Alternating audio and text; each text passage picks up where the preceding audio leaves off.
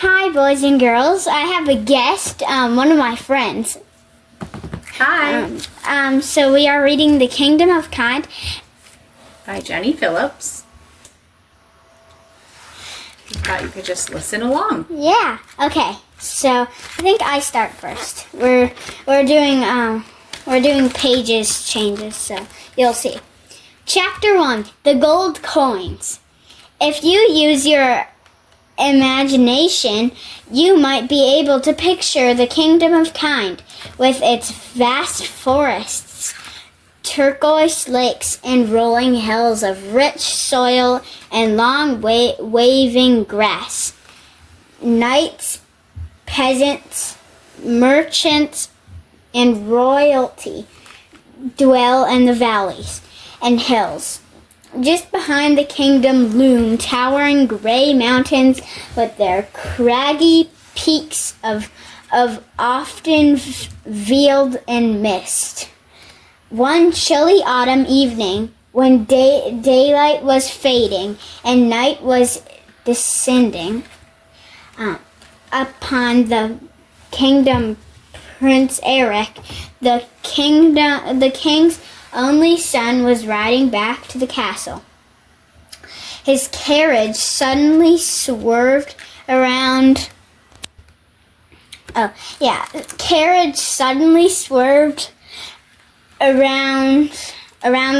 corner as the drivers tried to avoid a stretch of thick, oozing mud. Much to the prince's disappointment, the carriage came to the abrupt halt. One of the wheels sank deep into the moist, mushy mud. "Whoa!" cried the prince to his drivers with a hint of impatience. "Hurry up already and get me out of here. I am getting cold and I'm not safe here." The prince stuck his head out the window and sighed as his men took out coils of rope and went to work trying to free the carriage. "Come on, hurry, hurry! I have a dinner appointment with the king at 7 o'clock, the prince complained. A slight motion just beyond the mud patch caught the prince's attention. An old, feeble woman wearing a worn, patched dress and a ragged shawl came hobbling in the direction of the carriage and looked directly at the prince. "Please, your highness," she entreated with a gentle, humble voice, "have you any food?" With emotion in her voice, she briefly told the prince of her sad plight. Her husband and 2 children had died years ago, and her fingers had become old and stiff. She could no longer weave or sew to earn a living. That very day, she had been cast out of her home because she had no money to pay the rent for her dilapidated cottage. She was traveling to a relative's home many miles away, but had no way to obtain food or shelter until she arrived. This reminds me of a Bible story. Mm-hmm. Okay, my turn.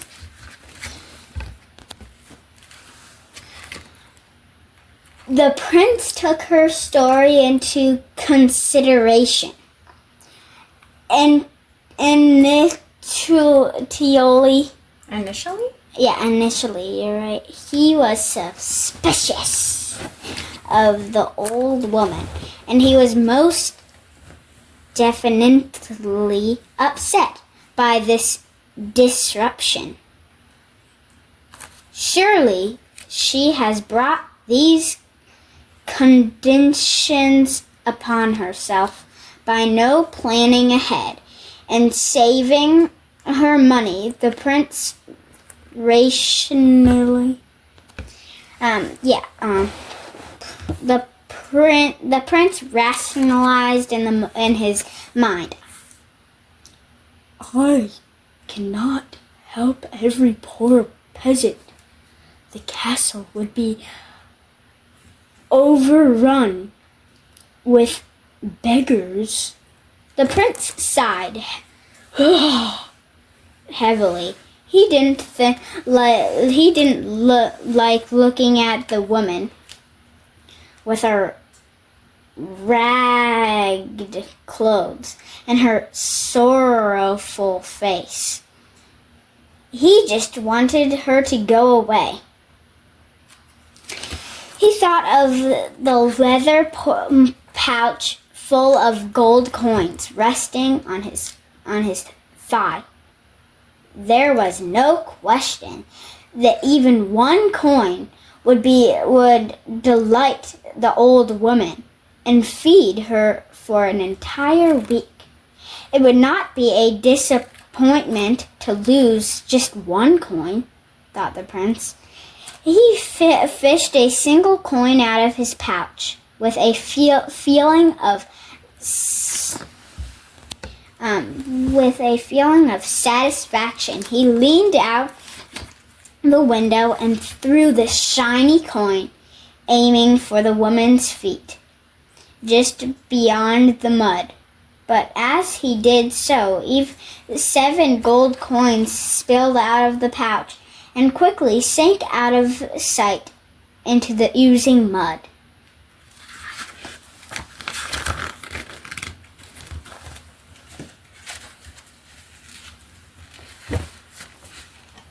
Bothered, the prince shook his head. "This wretched situation has spoiled my evening," he thought miserably. He had no intention of getting dirty by searching for the coins, nor did he want to be delayed any further by having his drivers search for the lost money. Just then, the drivers jumped back onto the carriage. "It is all taken care of, Your Highness," one said. "We will have you back to the castle in 20 minutes.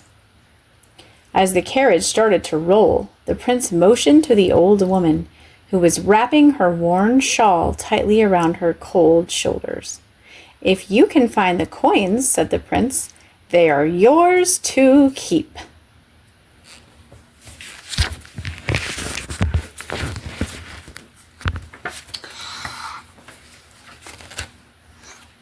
As the carriage drove on, the prince snuggled back into his warm velvet seat.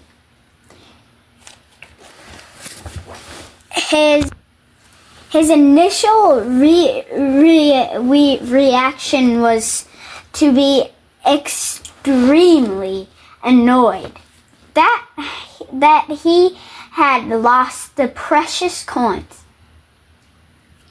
But upon further reflection, he decided that the woman would most likely find the coins.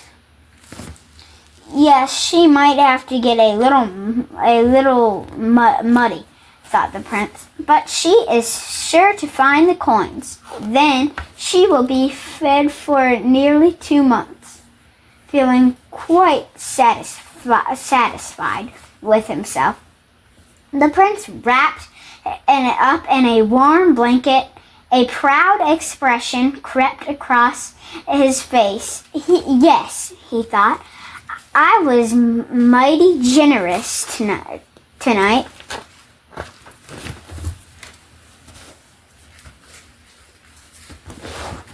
But then the prince shook his head. Surely she didn't need 8 coins. She may not even live long enough to need them. Even 1 coin would have shown great compassion. Nevertheless, within minutes he had forgotten all about the old woman's plight and was thinking of the delicious broiled lamb steaks, warm gingerbread, and luscious custard he would soon be eating by bright candlelight in his warm, spacious castle. Not long after the prince left, another poor peasant, a man named Drogo, came to the same patch of mud, shivering as he pulled his cart of tools.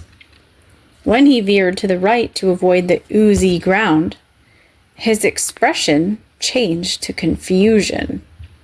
The daylight was nearly gone, but he could still make out the shape of an old woman kneeling and digging in the mud.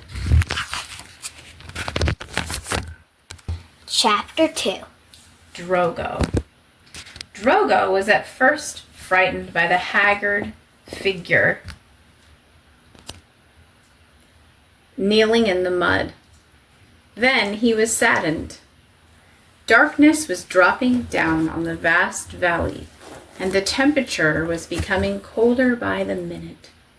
The old woman had to be freezing. He feared she wasn't thinking clearly and was in danger out on the road all alone. But, he rationalized to himself, I cannot do anything to help this woman. I myself am poor and must get home to my wife before it gets too dark. Someone will come along and help her. Perhaps her family is already looking for her. Please go home, he called gently but firmly. The old woman looked up. I have no home anymore. She pointed to the mud. I'm searching for gold coins that fell into the mud, she said with desperation.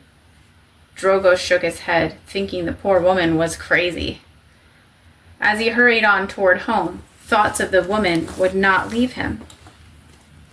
When he walked through his doorway, the merry sound of the crackling fire and the sweet smell of corn cakes greeted him.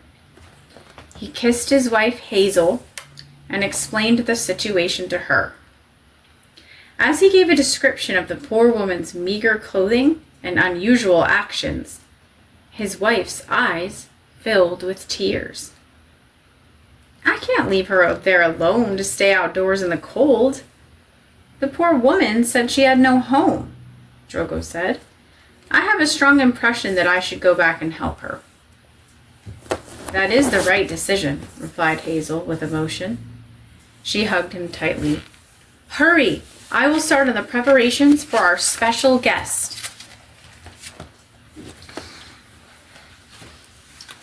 Drogo ran along the dirt road with his now empty cart bumping behind him.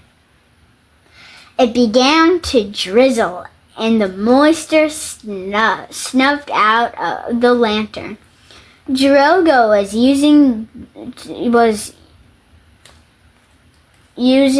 light. Lantern. Drogo was using to light the road.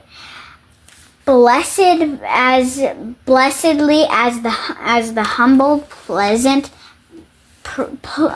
peasant pressed on the rain. The rain stopped, and the skies began to clear.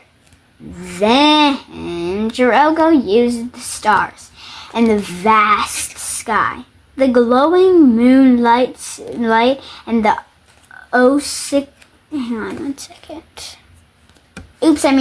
the occasional flash of distant lightning to find his way. Although he wished he had decided to help the woman. When he first saw her, all he could do now was hurry back to find her. At last, breathing hard, he reached the location where he had last seen the old woman. But she was no longer by the mud. Disappointment flooded his heart. Just then, a slight noise made him swing his head to the left side of the road. There he found the old woman curled up under a bush, trembling with cold. She had not been able to find any of the coins that had sunk into the mud. Hello, my name is Drogo, he said. I came back to invite you to join my wife and me for supper and offer you a warm place to sleep. Good. The woman was so cold and weary that she could give only an appreciative nod and a weak smile. The strong man lifted her gently into his cart. She was muddy and wet from the rain, so he took off his coat and wrapped it around her. They met no other travelers on the road. The silence of the night was broken only by the hoot of an owl, an occasional breeze moving through the trees, and the creak of the wooden cartwheels. Finally, they reached Drogo's small wooden cottage. To the woman, the cottage was anything but humble. It seemed like a palace. Bright, cheerful flames danced in the fireplace. The savory smell of boiled potatoes and steamed cabbage filled the air, and a soft pattering echoed from the roof as the rain started again. Hazel motioned to the old woman. "Come, sit by the fire. My name is Hazel." "Thank you. I am Mabel," she answered, easing onto a stool by the fire. She wept softly at the kindness of these strangers and rejoiced in the warm shelter and food. My turn. Here we go. Drogo and his wife laid straw bed mats out by the fire, giving up their bed for Mabel to sleep on.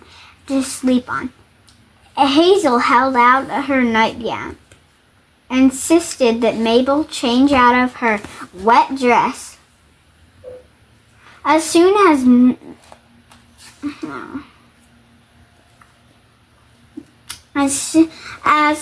as Mabel's head hit the pillow, she was asleep. For the first time in a long time, she slept in warmth with a glowing peace in her heart. It was late the next morning when Mabel finally awoke, and bright sunlight was pouring through the little wood-framed windows. Drogo and Hazel had been moving around as quietly as mice, so as not to wake her. Knowing she could use the extra sleep. The extra sleep after her difficult experience of being stranded by the roadside last night. Hazel had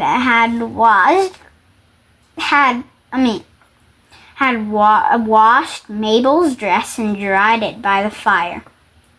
"Come," said Hazel to the old woman. "Eat breakfast while you tell us your story." Mabel's eyes became misty as she looked in gratitude as the golden square of butter floated on her streaming mush. Before starting her story, after Mabel finished her breakfast, Hazel combed out her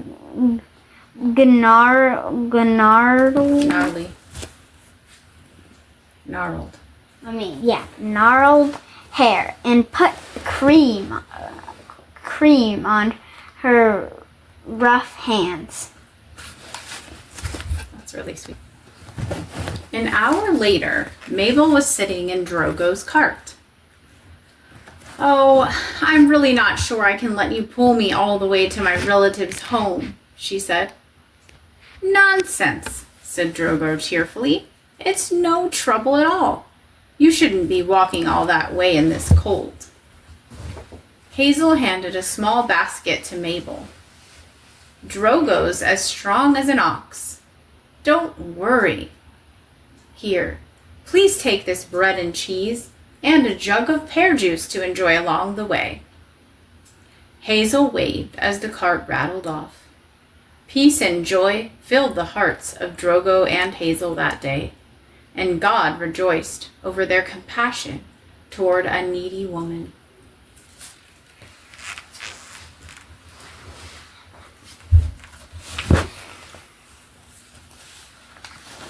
The actions of the prince and the majority of the people in the kingdom were not like Drogo's and Hazel's action. Not at all. Kind-hearted people were quite rare in the land. There was constant contention. Contention. And the kingdom and selfishness. And selfishness lived in the hearts of many people. Bickering and mean gossiping abounded. Only a few families in the kingdom could actually, abounded. Only a few families in the kingdom could actually be considered nice. So you might ask, why was this land called the Kingdom of Kind? Well, no one in the kingdom was sure, but they would eventually find out. I want to find out. Yeah, let's. Chapter 3. On the castle balcony. Do you remember the prince who threw a coin at the old woman's feet? Mm-hmm. Let me tell you more about this 21-year-old young man. His name is Prince Eric. His story is an important piece of the puzzle that will tell us why this kingdom was named Kind. Was Prince Eric kind? No, he was not. He was so self-centered that he was scarcely aware of any person around him.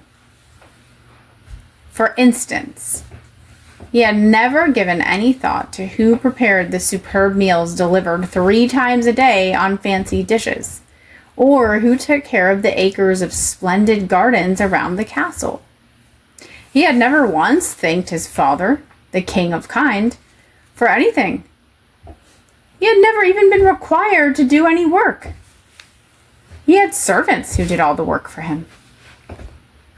He was very smart when it came to manipulating people and getting his way, but he was not very wise. In fact, he knew very little about the world around him. A young man named Nathan was assigned to do all the prince's reading and studying so the prince could be free to ride his horse. I don't even know where I am. A young man named Nathan was assigned to do all the prince's reading and studying so the prince could be free to ride his horse, take naps, and go hunting. Perhaps this is why Prince Eric felt so generous when he tossed the poor old woman a coin. If I were to write a story about another time he gave something to someone, it would go like this. Once upon a time, there was a prince who never gave anything to anyone. The end. It's actually not the end. I just said that. A week after Drogo helped the peasant woman, Prince Eric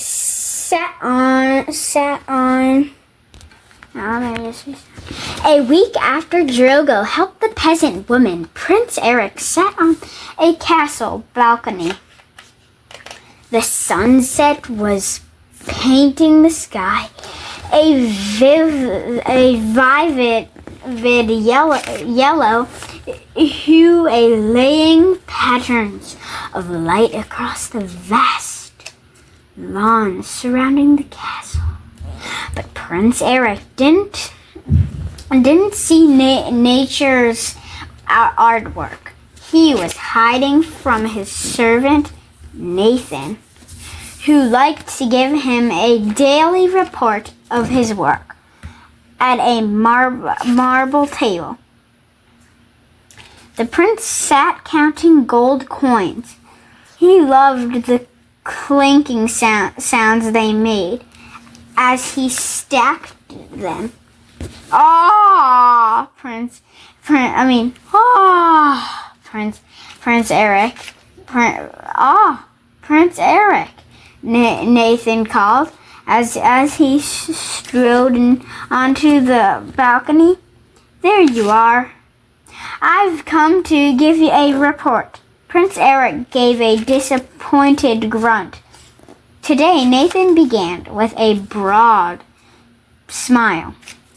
I wrote the lyrics for 2 new hymns, memorized an entire page of poetry, and learned 20 new French words.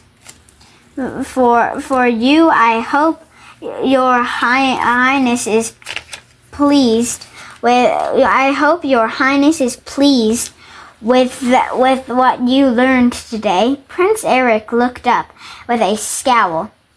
Well, I think it is a shame I am learning only one foreign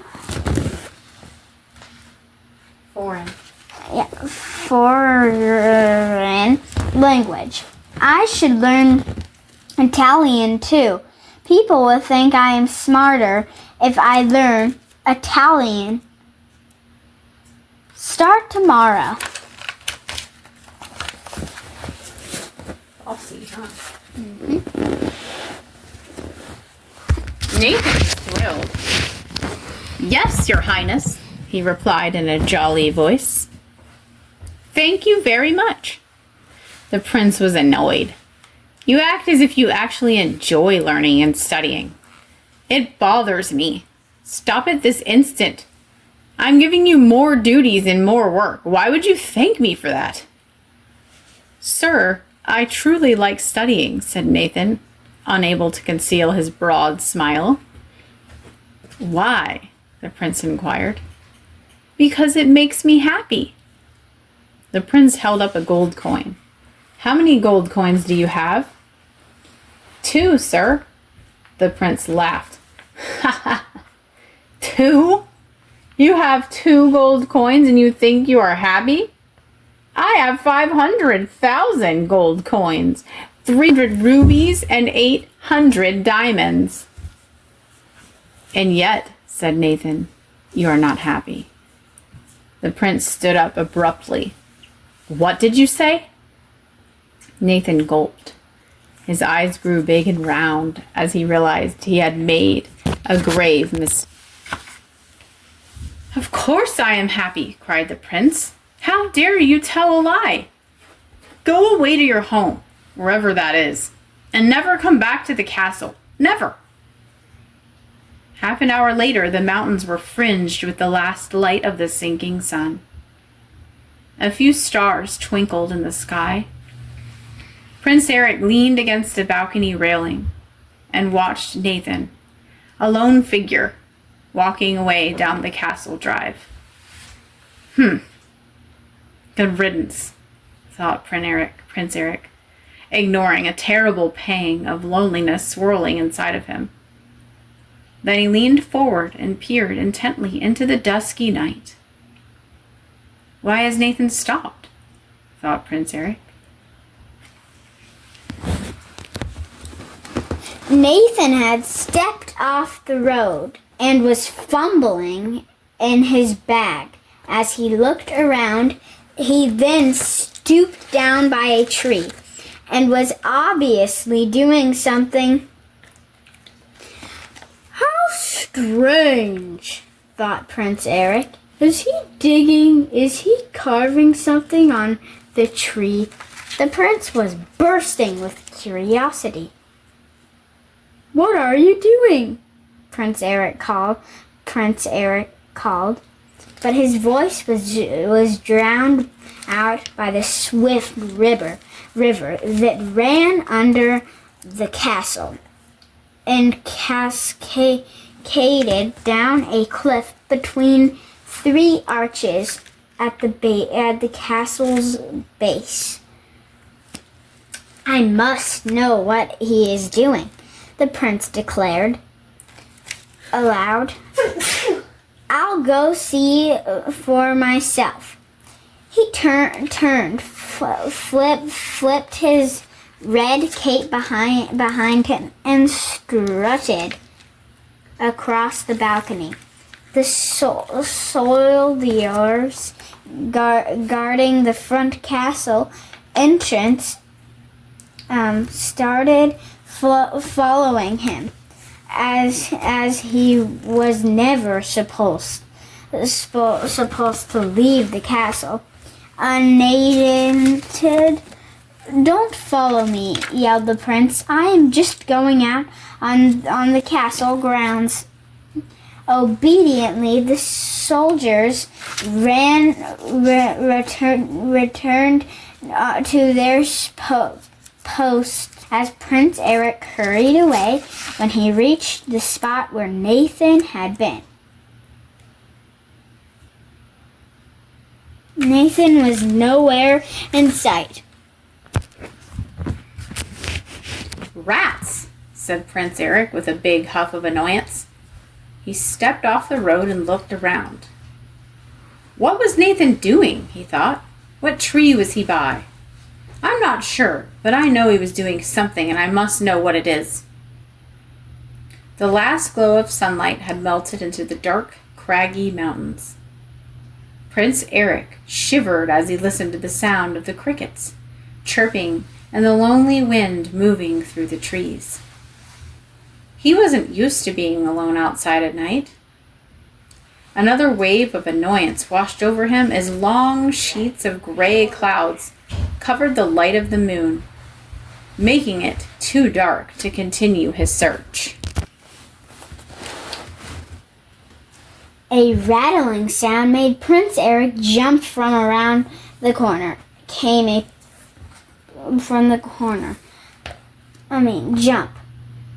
From around the corner came a peasant man pulling his cart, the wooden wheels bumping on the cobblestones.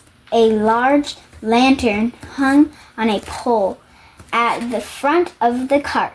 "Stop!" demanded Prince Eric. "What are you doing here?" The man, who happened to be Drogo, responded, "I just sold a batch of my goat cheese to the castle kitchen." Prince Eric frowned as he walked around to look in the back of the cart. "Give me your lantern at once." Drogo hurried and took down the lantern. Prince Eric grabbed for it, and as he did, it fell into the layer of hay lining the cart. The whole cart burst into flames.